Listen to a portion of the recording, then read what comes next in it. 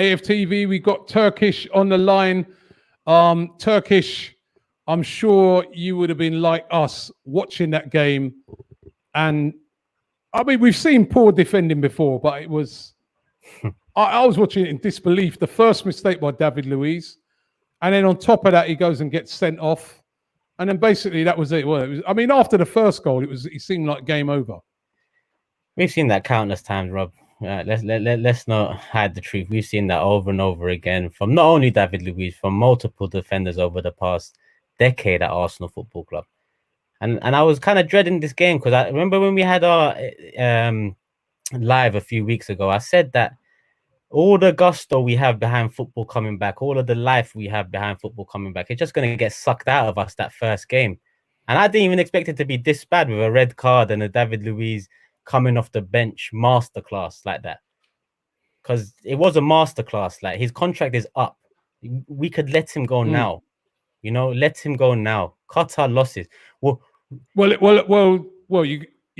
up at the end of what you're saying. End of June, you wouldn't even let him complete because they've been giving players an extension until the end of the season. You know me, Rob. You know me. I'm done with it. And at the end of the day, we have nothing to play for. We have nothing to play for right now. What are we going to play for? Europa League football? I don't even want that. I want us to concentrate on the league for once. People will argue that without Europa League football, we won't get players. What fucking players are we going to get with Europa League for the 4th year in a row? 4th year in a row. We're like Feyenoord now or something. Come on, man. This is a joke thing now, Rob. Like, I know Arteta hasn't had the time to bring in players, and it's the first game back from lockdown, and there's fitness concerns and whatnot. But it's just typical. It's typical, and at the end of the day, Arteta, his team selection as well was a bit of a weird one. Too many young players in there against Man City. Nketiah, Saka and Willock playing all together behind Aubameyang. It's just not good enough. Like, Nicolas Pepe has already come out with some quotes. I don't know if you've seen them, Rob. I haven't verified them yet, but apparently he's saying that he doesn't understand why he didn't start the game. Now, he played well before the virus. And I don't understand why he didn't start the game. Like, Rob, anytime we've won game this season, Pepe's getting a goal or an assist. I'm not saying he's our savior, and whatever team we put out against Man City, we would probably lose the game. Let's be honest here. At the end of the day, calamitous defending like that, it has typified the last decade at Arsenal. It's 2020 now. We're into the new decade. Let's start changing some shit up a bit. I think the other thing is, the other talking point, even before the game started, was a subject that you always touch on, which is Mesut Ozil. Not even in the squad. We've got 9 substitutes. He doesn't even make that bench. You've got to ask yourself, what's going on?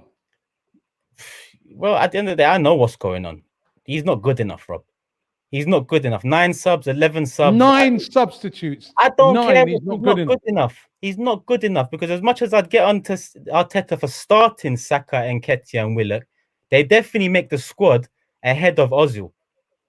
I'm not saying they have more quality than Ozil, but Ozil's been an embarrassment and another player that's typified the last decade at Arsenal Football Club. Lackluster, no heart, no desire, no fight. None of these players have that. None of these players have that. We want Aubameyang to sign a contract. Look what he's come back to. Look what he's come back to.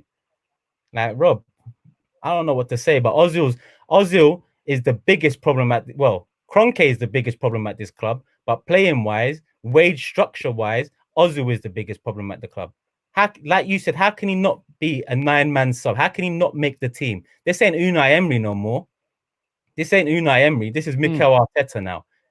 Those same fans saying it was Unai Emery's fault that Ozil's not in the squad. He's not happy anymore. Well, Mikel Arteta's come in and done the same thing. What now? Right. So not good enough for Arsenal, you'd say? Or do you people are saying maybe it was because they're trying to force him out, but you just think just not good enough? Even if it is, if forcing him out, we'll be forcing him out because he's not good enough. I can't believe Arsenal Football Club, I can't believe it, Rob. We had a wage structure for years where we wasn't paying man over 100k, and as soon as you hit the age of 30, we was letting you go. Whoever you was, we was letting you go. Whatever you had done for this club, we was letting you go or giving you a year contract. And we turned into a club that gave Mesut Ozil 350k up until he's 32 years of age. How did we go from one extreme to the other? Just like that. Just like that. Money was a major issue for us back then, and it still is. But we've spent some money in the past 5 years. And look at us now. We haven't improved nothing. Nothing. Man wanted to laugh at me last summer when I wanted to do that Stan Kroenke protest at the kit launch. Man wanted to laugh. Twitter, laugh now. Laugh now. Because what opportunity do we have? The fans aren't even allowed in stadiums anymore. Nice shirt, Rob. I've got the shirt too. Nice. It's nice. It's beautiful shirt. But fuck Adidas too. Fuck all of them until they start doing shit properly at this club. Because right now they're just pandering along to all of what's happening. And just finally, where can we end up this season?